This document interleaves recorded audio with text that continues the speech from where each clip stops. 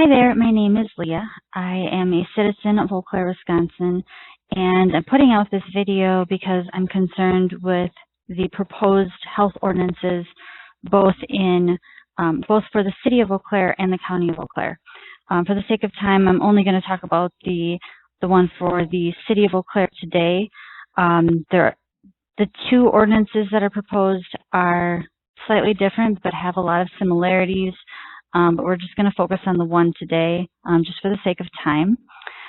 So because I know that if you're like me, you don't have time to be reading all of this stuff that's being put out. I really didn't have time either, but I knew it was really important. So I'm actually going to go through and read the health ordinance for the city that's been proposed, point out some things that I think are concerning. So yes, I'm going to be injecting my own concerns and opinions. They are just my opinions, but I think if you take a close look at this document, you'll probably find your own concerns and maybe agree with mine. So I'm just going to put that out there. I think it's just too important to not take a look at. Before we get started with the ordinance that you can see in front of you, I wanted to talk about what the media has reported and kind of saying what the local city officials have said, which is that there's a lot of misinformation going around about the ordinance. And I think just from what I've heard that the so-called misinformation that they're talking about is actually the information that can be found in this public health guidance that you can see here at wicounties.org. The actual document here is 60 pages long. And so this document, if you see on this site, contributors to this document include Liska Giese of Eau Claire, the Eau Claire City the Eau Claire City and County Health Officer, as well as Stephen Nick, the Eau Claire City Attorney.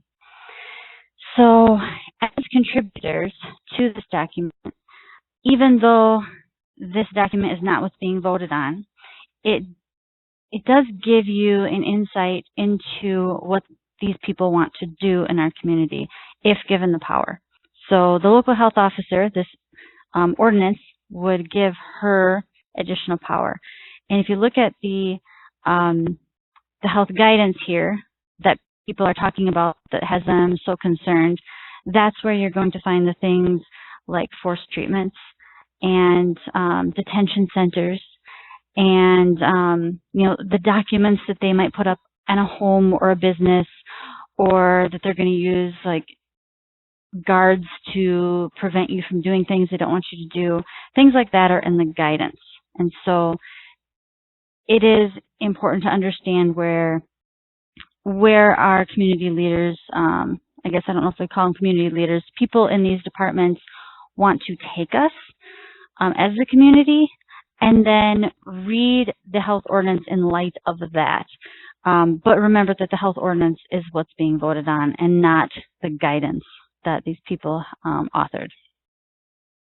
So getting to the ordinance here, I'm just going to read through it and point out some things. So we'll start, it says Section 1, and it says that Chapter 8.04 entitled Contagious Disease is hereby amended by creating Section 8.04.021 entitled Local Health Officer Orders to read as follows. So starting with paragraph A, the purpose.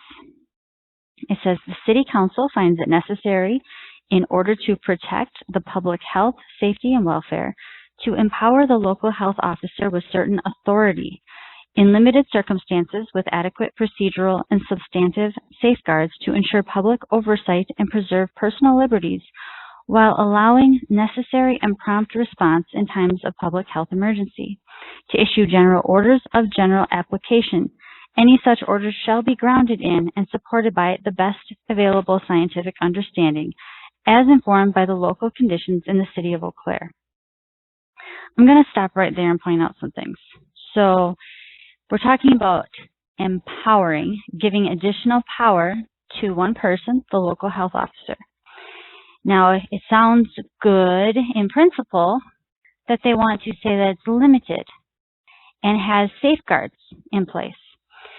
But as you read through the rest of this ordinance, I think you're going to see that the so-called limits and safeguards aren't even limiting at all. It's vague language that allows for broad interpretation that makes it very hard for anyone in our community to challenge.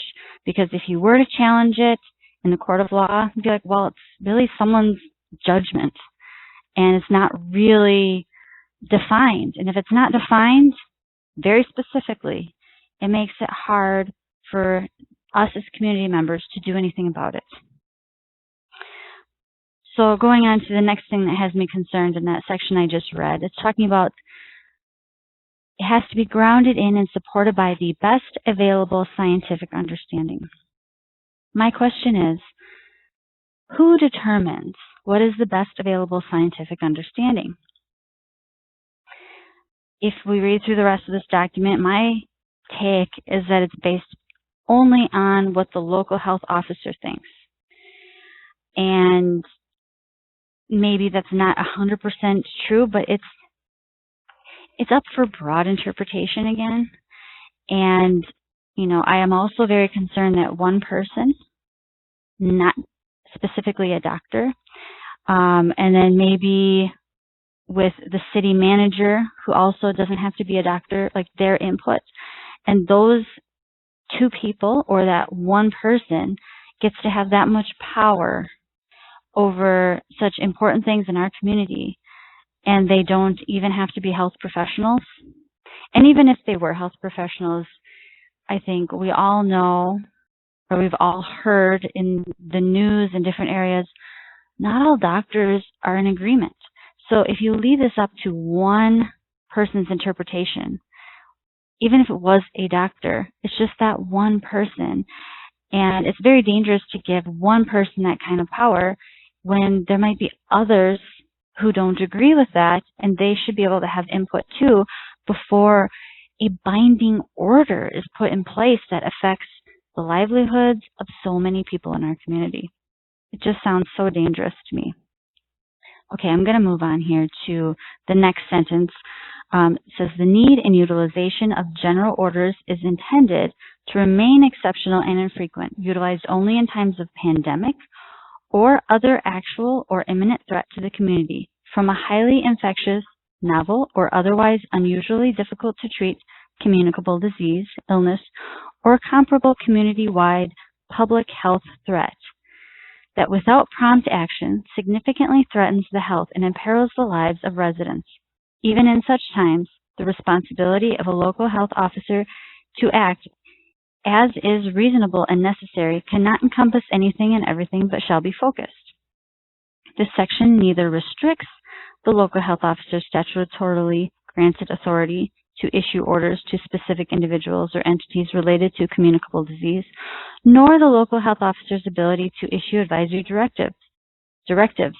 Rather, it delegates limited legislative authority compatible with our constitutional structure to promptly issue enforceable orders of general application consistent with Chapter 252 Wisconsin statutes and this code section with retained legislative review as provided herein. Okay, let's point out a couple of things here before we go too much further. So they're talking about, they're defining when this can happen. Well, wide public health threat, a comparable community-wide public health threat. It's pretty broad language, pretty vague. It can be a highly infectious, novel, or otherwise unusually difficult to treat communicable disease. All of these things are up for debate on what that means.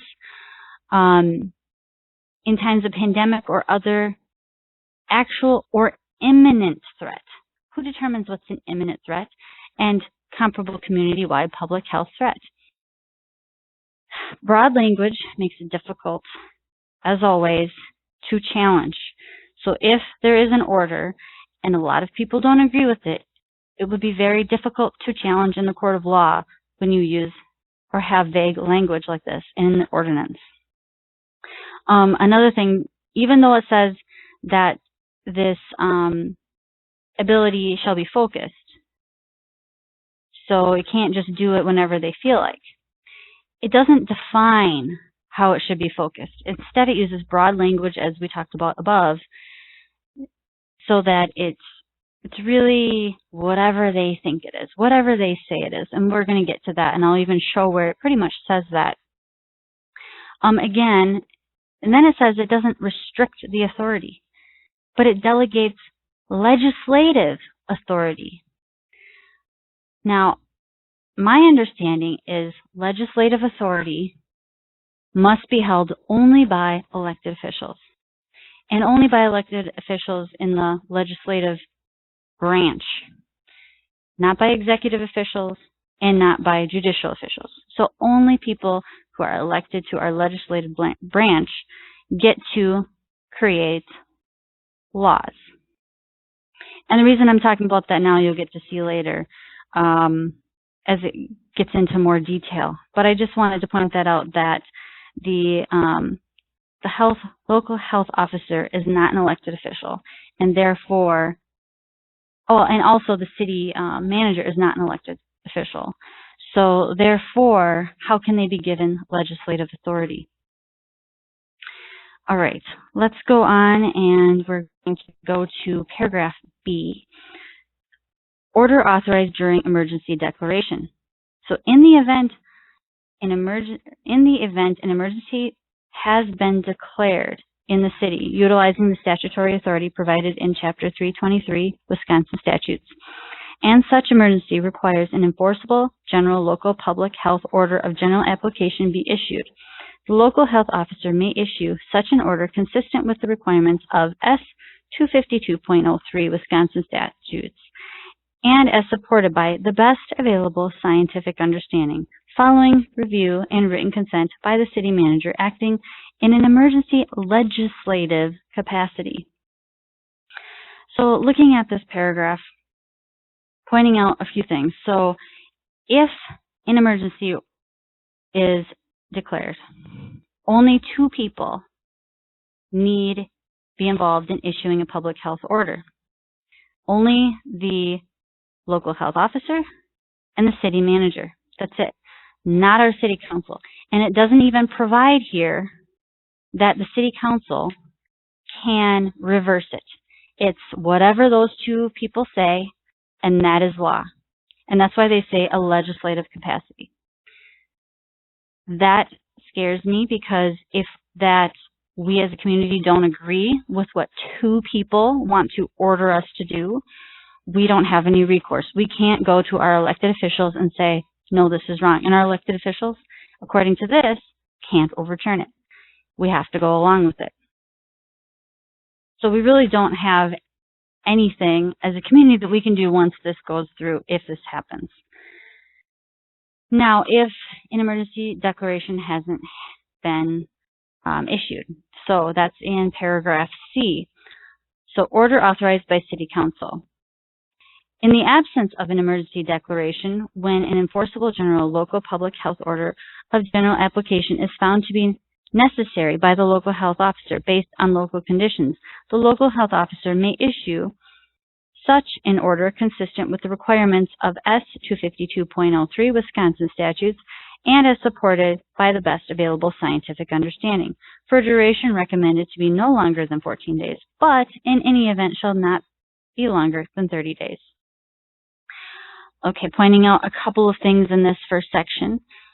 So if there's no emergency declaration, only one person, only the local health officer, need decide that they want to issue an order that we as a community would be bound by. That is just one person, one unelected official gets to make that decision. That's a lot of power for one person. In addition to that, they talk about the 30 days. Well, it sounds like there's a limitation. However, as we read on, we'll see that it's not just 30 days. It's 30-day increments, so 30 days at a time. But we'll get there. Okay, so then under paragraph C again, number 1, within the duration of any order issued in accordance with this paragraph, the City Council may consider on its agenda a resolution to support and uphold such order. If the resolution fails, the order shall become advisory and shall no longer be enforceable within the city. If the order is not considered by the City Council within the duration of the order shall be deemed approved.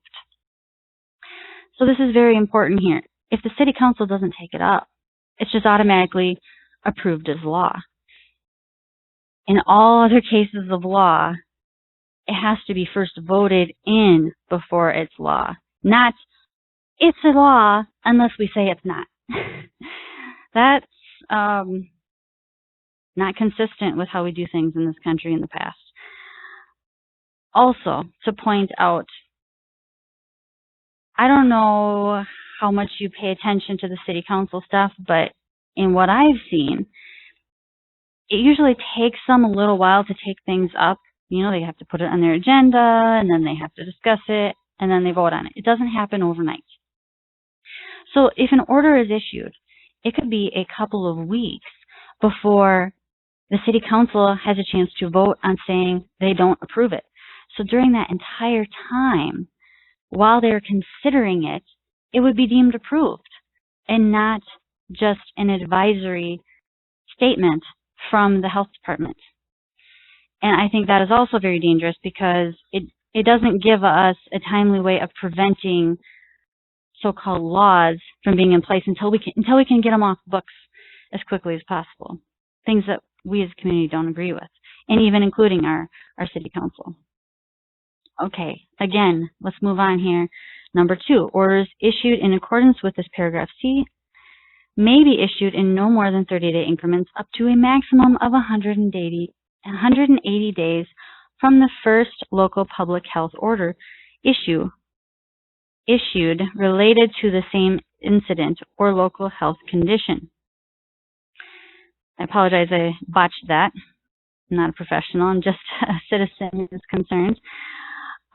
Okay, so pointing out here, this is not just a 30-day limit. They can issue an order for up to 180 days. And that's just the local health officer can do that. That has nothing to do with the City Council or anything. This is the local health officer. One person can issue an order that can last, if they just keep renewing it, up to 180 days. And that's per same incident. So if, for example, COVID-19, what happens if they say, well, there was a first wave of cases, oh, and now the cases are increasing, so we're calling this a second wave. Is that considered the same incident or another incident? In which case, could it be 180 days plus another 180 days because it's considered a second incident? These are questions that I don't know that I would trust the answers on because it's up to interpretation of any given person who decides to use this ordinance to their own liking. And I also want to actually go back up to, because there's one thing I didn't point out up above, that it talks about individuals or entities. So it's allowing the local health officer to issue orders to specific individuals or entities. So it could be this specific order that could be 180 days. Does that mean it's an individual who's required to stay in their home for 180 days?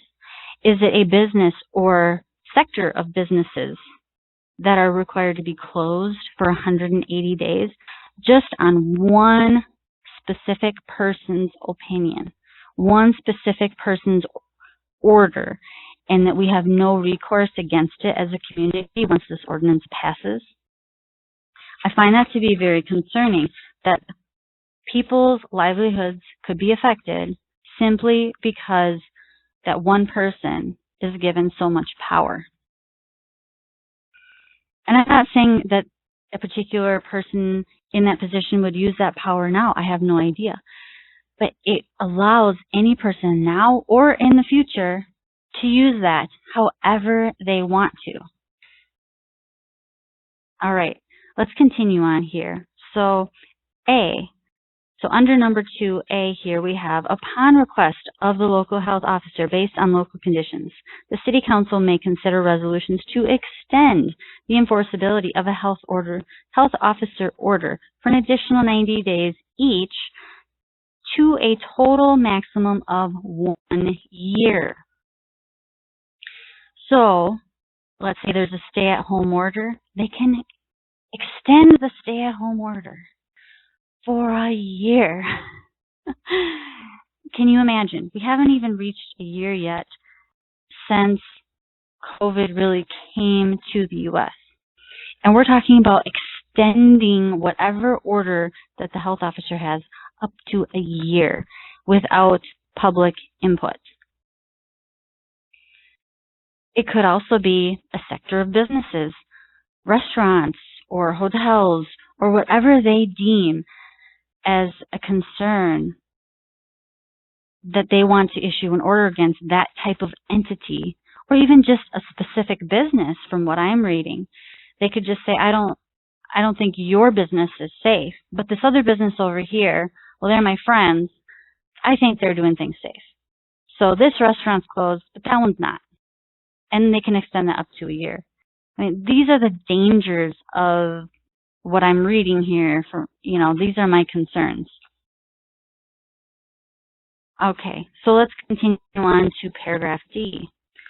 Order authorization by direct legislation. Number 1, as an alternate means of protecting the public health, safety, and welfare, and through additional retained legislative authority, the City Council may consider adoption by ordinance of a local health officer order or advisory in whole or in part at any time. Number 2, ordinance adoption following a properly noticed public meeting and public discussion shall be necessary in order to continue enforceability of a local health officer order in whole or in part after the time period of 1 year related to the same incident or local health condition.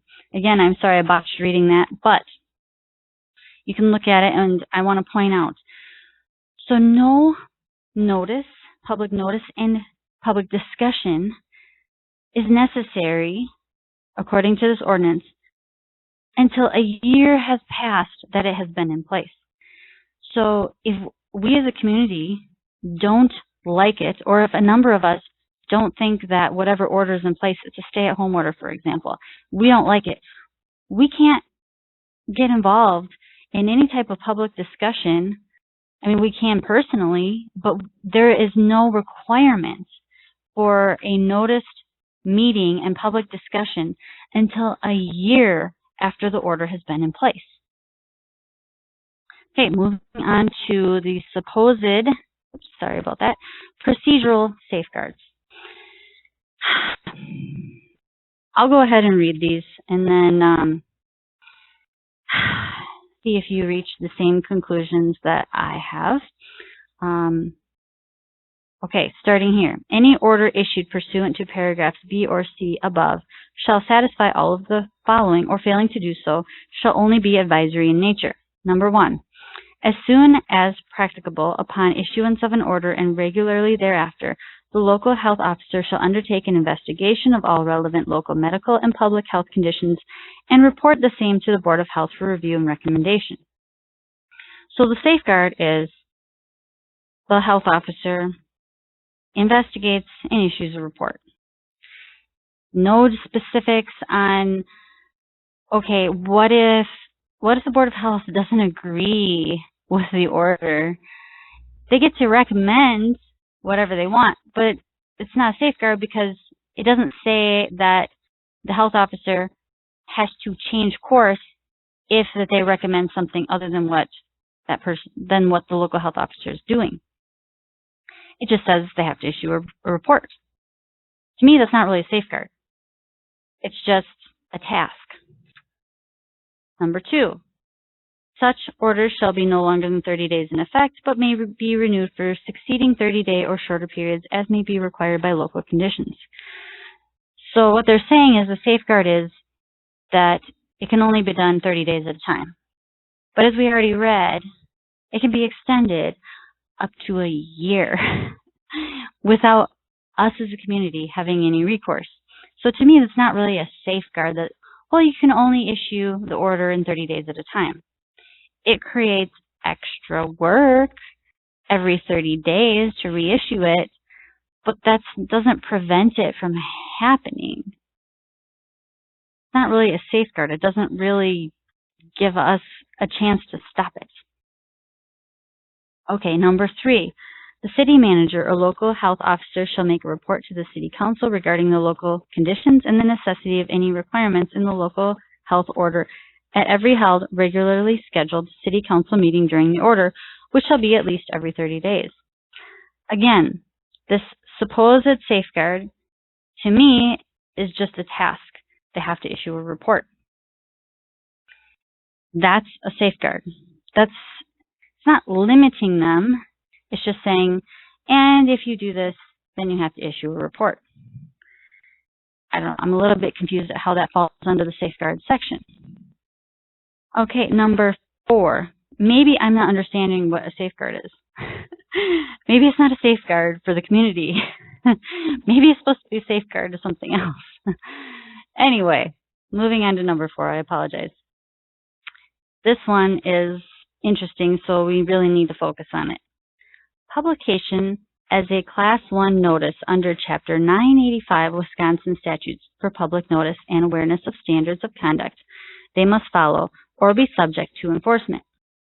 Such orders shall have the full force and effect of law immediately upon publication of the order as a Class 1 notice under Chapter 985 Wisconsin Statutes, and unless otherwise specifically provided, shall take effect immediately following publication.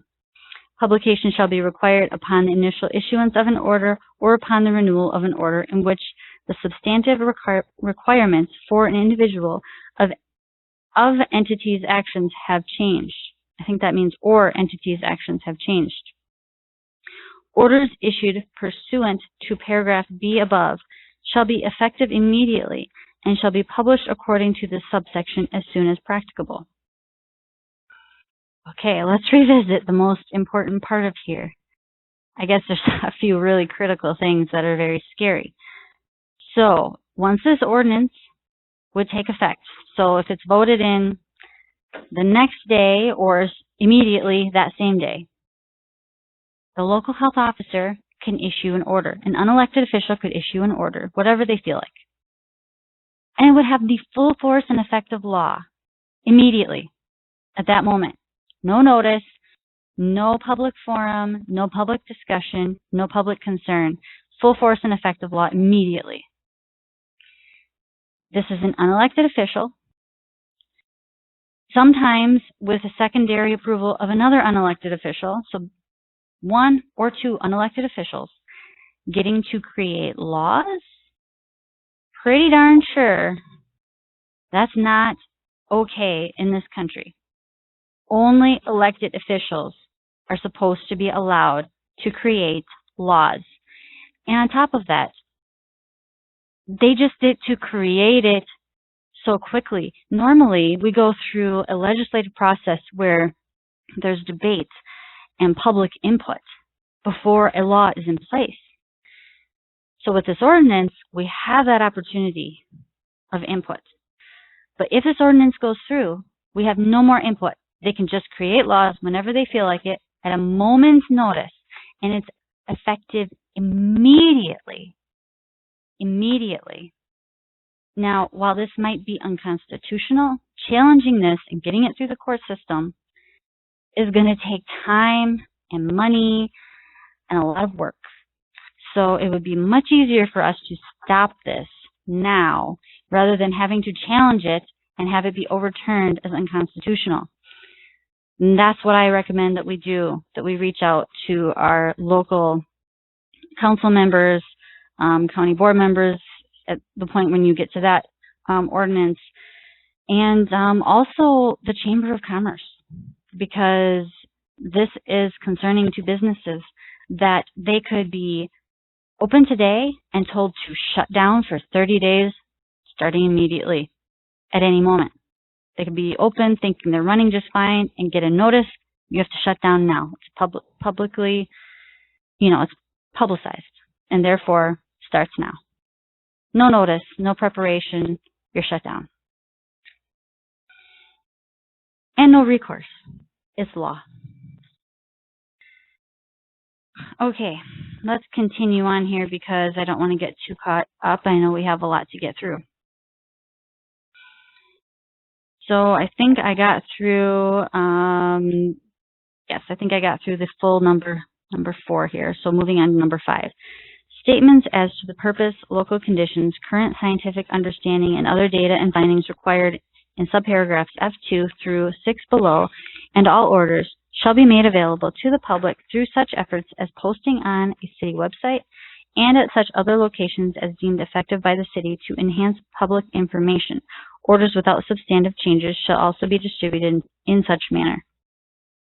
So essentially the safeguard is they have to post and publish the order. That's it. So that's a safeguard. I don't know. I'm a little confused by that. And the one before it, I don't understand how telling us that it's full force and effective law in any way means that it's safeguarded against for the sake of our community.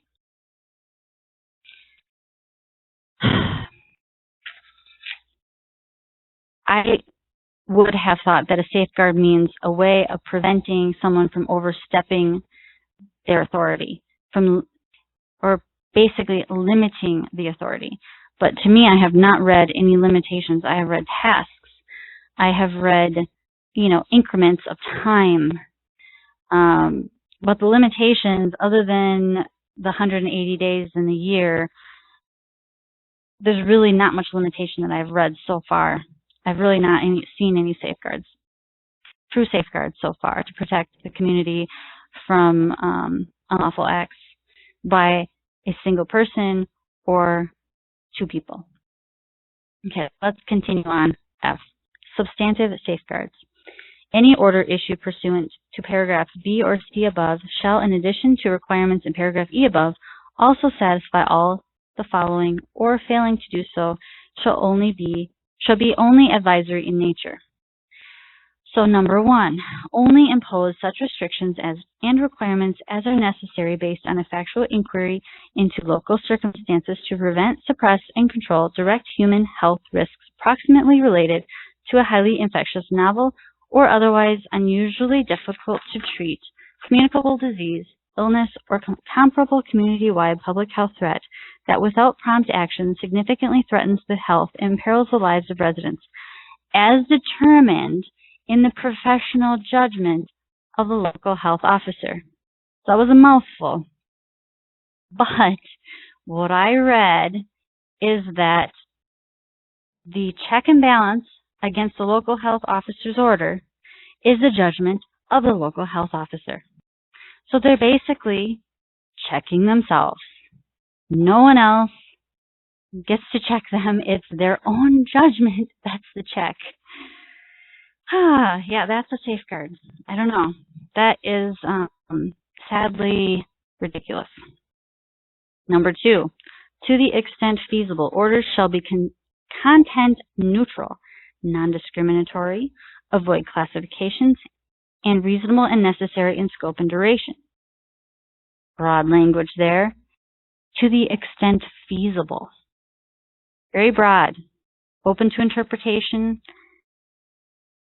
We'll continue. Classification shall only be used when necessary and if necessary, then only when such classification substantially relates to the mitigation of a threat to public health based on local conditions and as supported by best available scientific understanding. Again, who determines what is the best available scientific understanding? One local health officer? That's what it sounds like.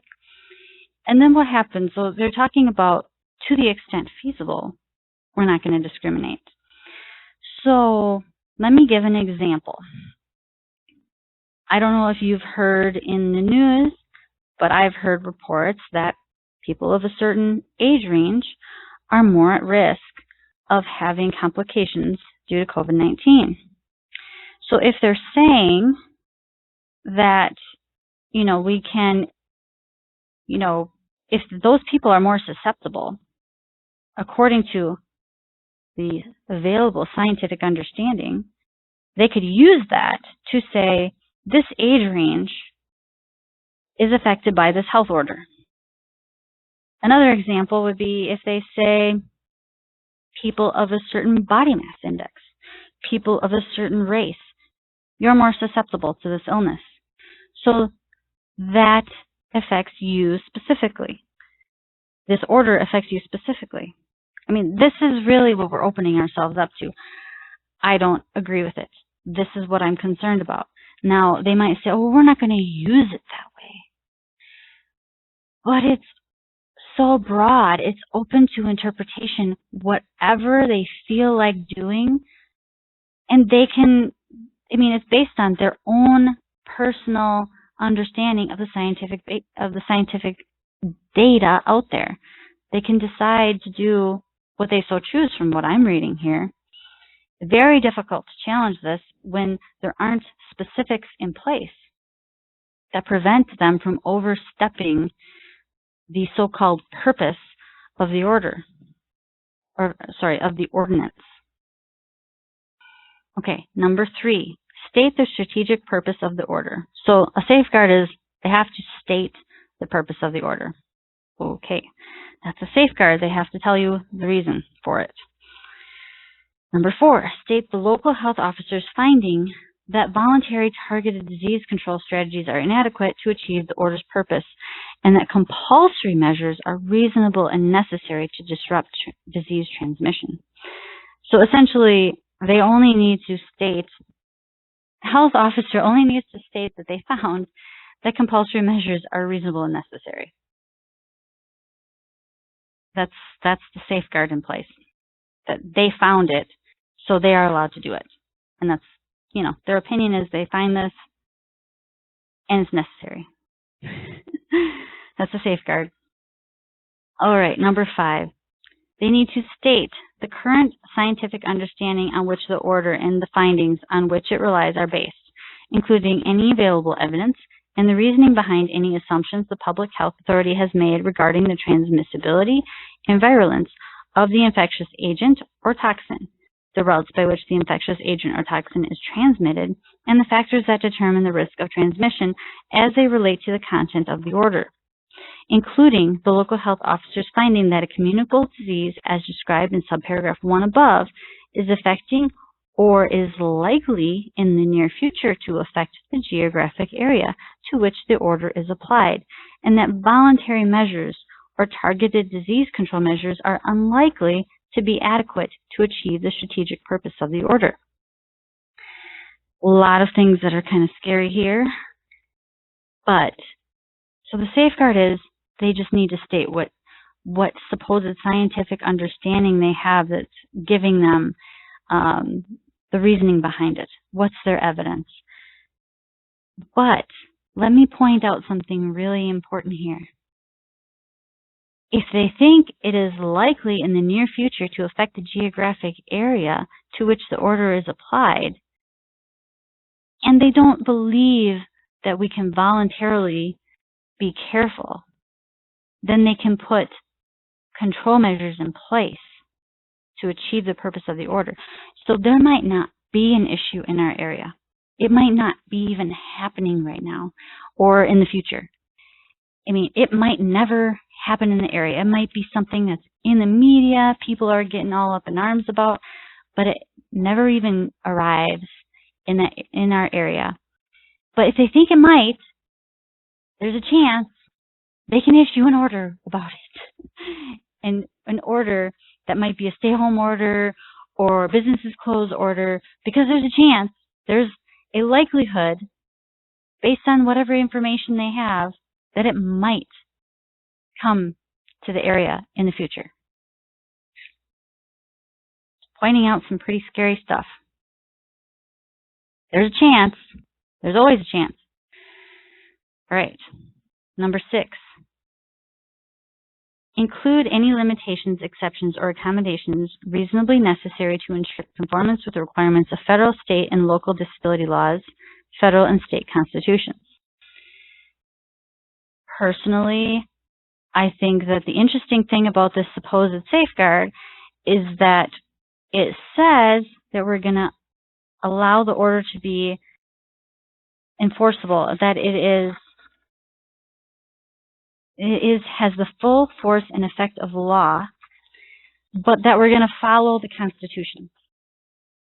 My understanding in the Constitution is that unelected officials don't get to create laws, orders that have the full force and effect of law. So even though this is in here, if this goes through, it is going to take a serious legal challenge because they're obviously ignoring the fact that what the ordinance itself states goes against the Constitution. Okay, we're going to move on for the sake of time here. So G, advisory directives. The local health officer shall consider the issuance of an advisory directive prior to utilization of paragraph B or C above. Mandatory enforceable general orders of general application shall only be utilized when deemed necessary to ensure the public health, safety, and welfare of the city and as otherwise provided in this section. Local health officer orders issued beyond 1 year that have not been previously adopted by ordinance prior to that date shall not be enforceable and shall be thereafter solely advisory in nature. So after a year, then it's advisory if it's not been adopted as an ordinance. So, speaks for itself in my opinion. Okay, moving on to H. Exclusive application. Only those orders issued pursuant to and in compliance with this section shall be applicable within the city of Eau Claire. I, definitions. Those definitions contained in section 2.52.010 are incorporated into the section as if stated fully herein. I have not looked up section 2.52.010, so I don't have the definitions. I'm assuming definitions would be things like the word city as applying to the city of Eau Claire, or the word local health officer as being the director of our local health department. Things of that nature. I don't know for sure. If you want to look it up, that information is there. I'm not going to get into that. Can take us down a rabbit trail. Maybe that section will lead you to another section. Who knows?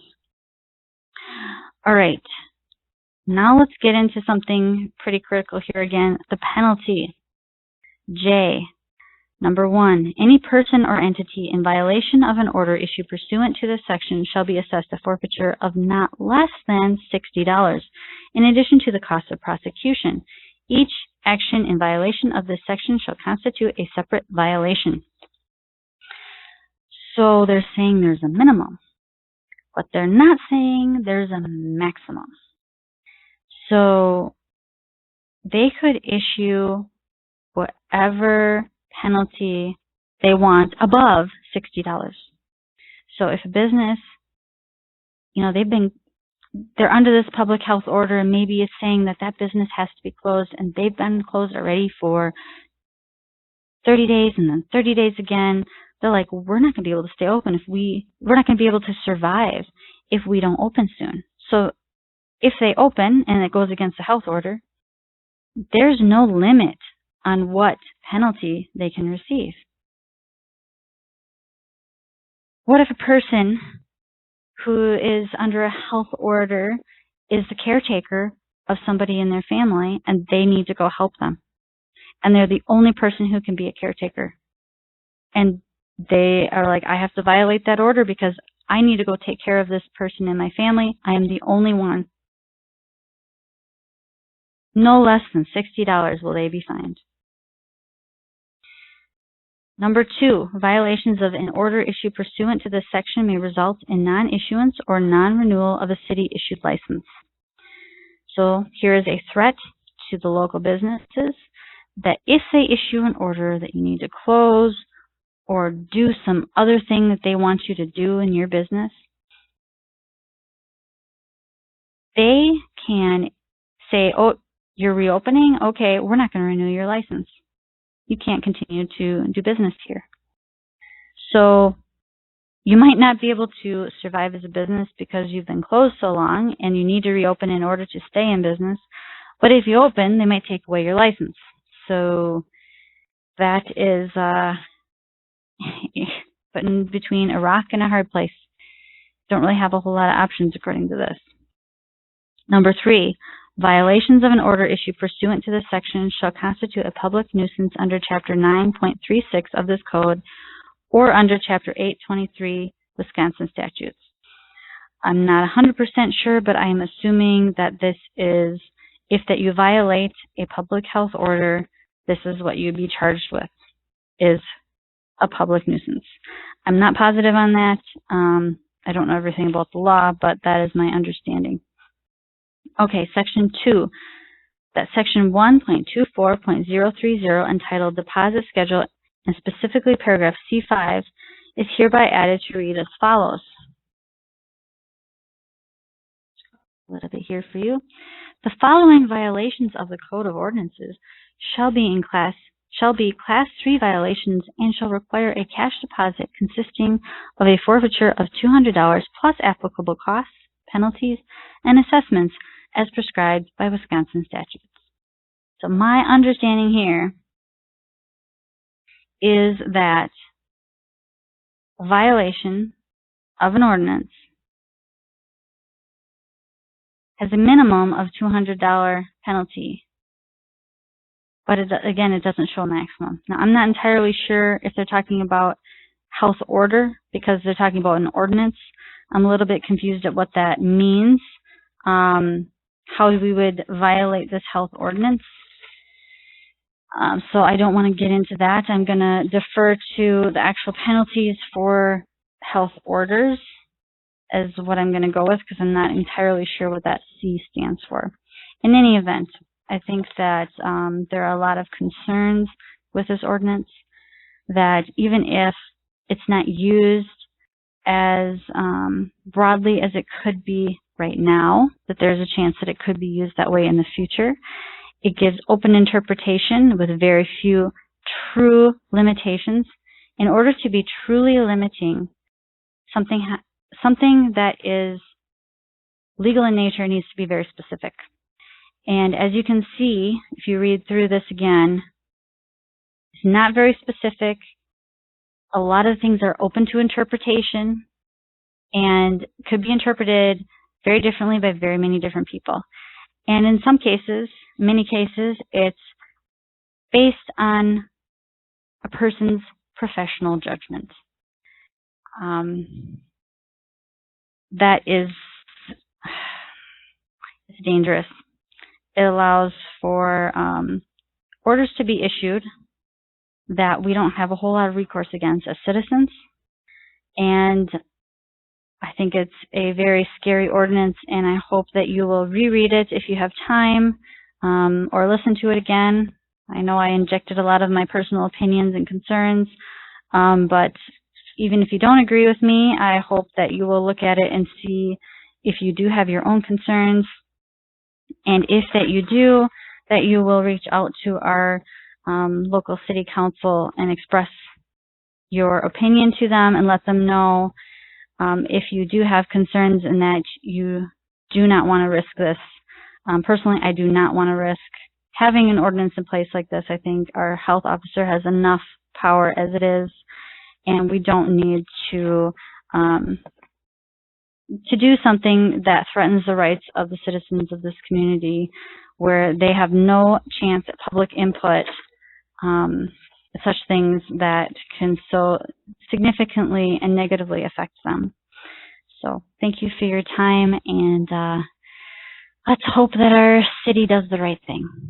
Take care.